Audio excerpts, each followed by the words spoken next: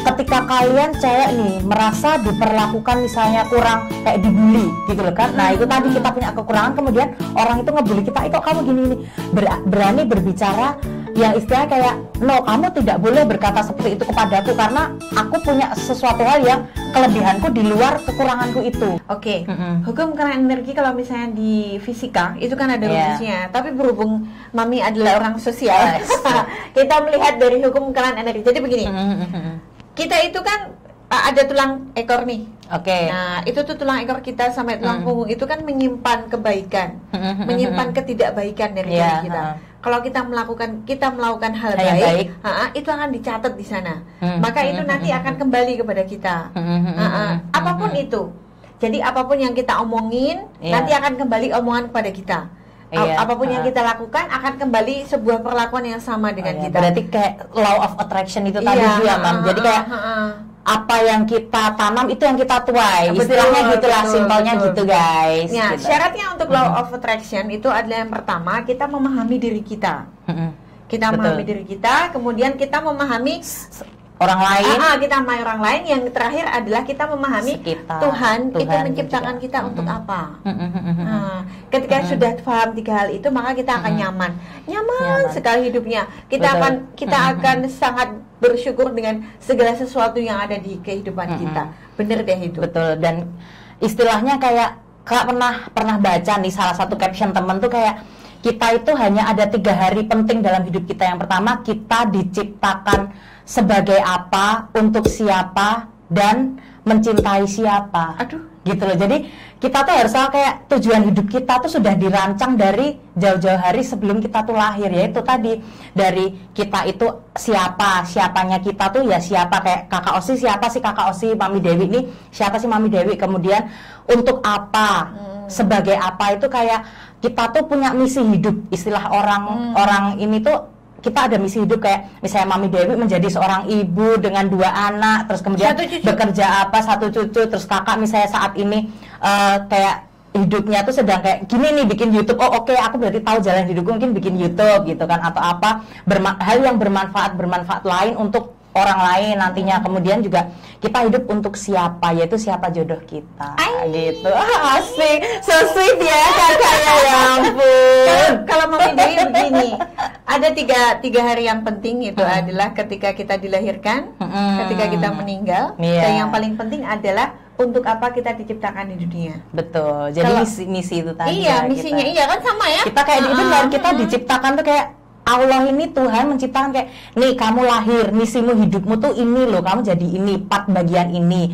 Jadi nggak semua orang tuh sebenarnya nggak semua orang diciptakan jahat, baik itu enggak. Tapi justru lebih ke kayak misi hidup dia kan ada yang misalnya dia menemukan bahwa istilahnya karir hidupnya atau jalan hidupnya adalah menjadi seorang pemuka agama misalnya. Berarti dia diberikan misi memang untuk mengajarkan Islam misalnya, kayak Syekh Ali Jaber gitu-gitu. Karena itu pokoknya macam-macam. Nah itu kita kenalin diri kita menjadi apa sih gitu. Momennya kita untuk kemudian menemukan sebenarnya ketika hidup kita tuh mau ngapain, itu kan kadang-kadang proses kesananya sulit ya Kak, dan lama gitu loh.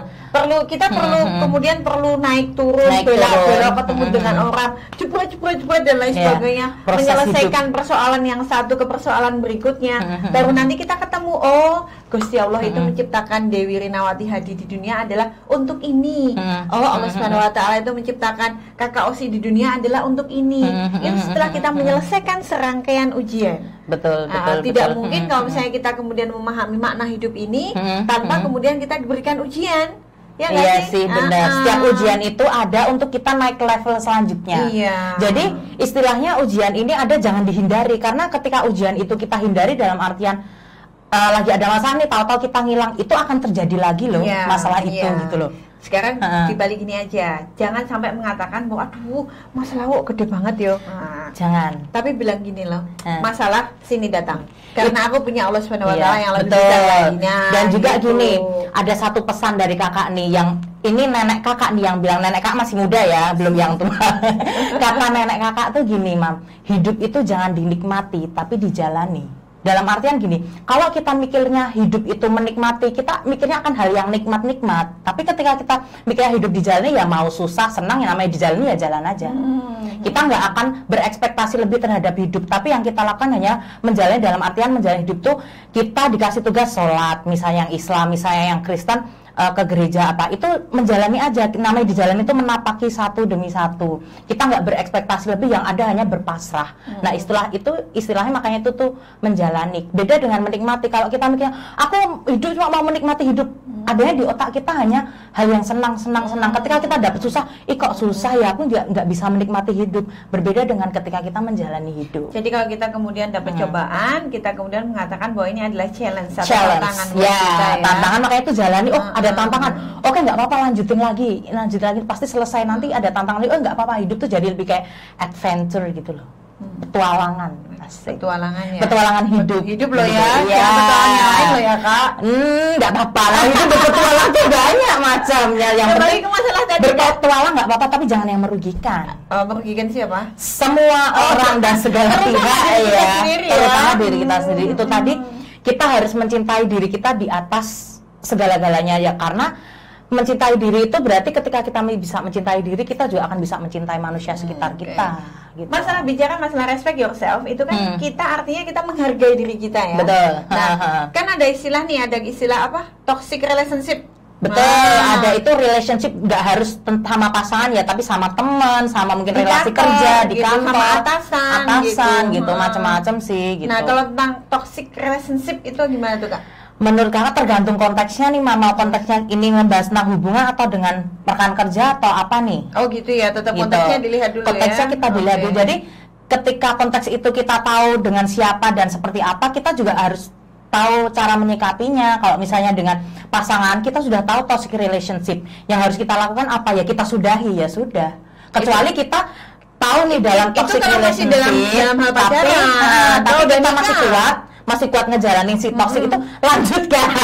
Jadi tidak ada paksaan di situ ya, semua terserah. Kalau gini, ketika itu masih pacaran, ternyata kalau toxic harus tinggal ya, dilihat. Betul. Tapi kalau misalnya beda halnya kalau sudah menikah ya, kalau sudah menikah ya dikomunikasikan dengan semaksimal mungkin. Semaksimal mungkin dengan heart to heart. Karena kadang gini, mungkin dalam pernikahan tuh misalnya nggak sampai tuh pesan dari si dua pasangan tuh karena gini, momennya tuh nggak pas, timingnya tuh nggak pas. Jadi timing dalam berbicara kepada pasangan tuh nggak pas. Jadi kita pun misalnya yang laki-laki kepada si perempuan ataupun perempuan terhadap pasangannya laki-laki juga harus tahu timingnya. Misalnya sudah tahu suami ini pulang kerja, saya kehujanan apa, tahu-tahu Mas kok hari ini nggak ini. Nah itu kan nggak time, jelas sih cowok akan makin tekun, langsung minggat. Gitu loh. Terus juga sama sebagai lelaki juga lihat dong timingnya si wanita, kayak misalnya habis bersih udah capek ngurusin anak, tahu-tahu dimarahin kayak nggak ada makan atau apa. Jadi kayak timingnya tuh mbak ya, setelah tahu habis si cewek nih mau marah-marah ke suami, istri mau marah-marah ke suami, ya lihatlah setelah suami sebenarnya habis mandi, wes kenyang, terus Mas, aku mau ngomong gitu ya, mungkin bisa, atau dengan kayak ambil ngopi gitu kan, ngopi ngeteh, Mas aku mau ngobrol, misalnya urusan keuangan nih, berasnya habis ya Mas, kan lebih enak kan, lebih kayak bisa nerima gitu. Begitu juga si kita istri ke suami, itu kan kayak gitu. Kalau misalnya suami ke istri ya kayak, Dek aku pengen ngobrol, ya sama-sama kayak gitu. Jadi ada istilahnya alus lah gitu kan ya Mam ya. Pola komunikasi bisa bisa dibangun dengan alanya masing-masing. Iya. Kalau alanya sih dengan jodohin langsung. Kalau ala Mami bisa jadi hanya sekedar pakai WA wis mudeng. Oke. Gitu. Kalau diomongin malah ngomong bisa jadi kan pakai WA selesai gitu kan. Ada yang kayak gitu juga. Ada juga yang pakai WA makin ruwet. Makin banyak yang makin ruwet. Ada juga begini yang memerlukan pihak ketiga untuk menyampaikannya, maksudku tuh ngene iki lho, carane ngene iki lho. Kalau itu agak nanti sih mau untuk pihak ketiga itu dalam artian iya sih. Akan lebih rumit sih menurut kakak. Misalnya jangan dalam artian pihak ketiga kan bisa jadi mungkin psikolog atau apa, berarti itu pihak ketiga yang benar dengan psikolog atau jangan kayak hati-hati ya. Jangan. Misalnya pihak ketiganya berdua, Allah it's okay. Pihak ketiganya sama-sama berdoa gitu kan, karena ada masalah sholat. Gini loh, Ya Allah, saya sudah tidak bisa komunikasi dengan suami saya. Tolong dijawab, ya Allah. Bahaya juga ya, emang horor. Malah horor gitu Jadi ya. cari tahu sendiri komunikasi ala Anda dengan pasangan itu seperti apa. Cari jalan tengah. Tetap Gitu ingat sih. ya, respect yourself, respect the others, dan Respect the universe. Gitu. Karena bagaimanapun apa yang kita lakukan, apa yang kita bicarakan, apa yang kita pikirkan nanti kembali pada kita. Betul Hati-hati di sekali. situ ya. Iya, pokoknya harus gitu. selalu jaga sikap, jaga bicara, jaga juga hati juga ya, jaga sekitar. Gitu. Sama gini loh, Oke. kalau kadang-kadang gini ya, kita kan punya keinginan sesuatu ya. Aku ingin punya uang 1 miliar tanggal sekian, bulan sekian, tahun sekian. Nggak apa-apa ditulis aja. Tetapi itu harus inline dengan apa yang kita lakukan. Kita usahakan. Jadi Betul, kalau betul. misalnya kita minta duit sekian, Tapi nggak ada usaha, Tapi cuma nggak ada rebahan. usaha. Cuma rebahan sambil jaga lilin mungkin masih penting ya itu usaha ya. Rebahan sambil jaga lilin, tapi cuma pengen 1 miliar, kemudian bener-bener cuma rebahan sama hidupan, gak akan dapet gitu loh. Konsepnya law of attraction Iya,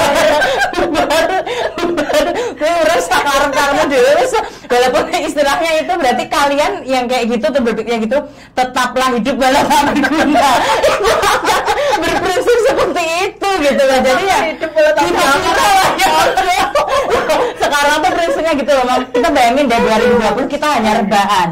Kita bisa sehat selamat aja mas sudah makanya banyak kayak beredar tuh tetaplah hidup walau tak berguna. Itu sebenarnya kadang sakit ya, sakit ngeselin, tapi itulah yang terjadi gitu loh. Jangan nengok. Ya udah gitu aja lah pokoknya. Oke, bye sampai jumpa.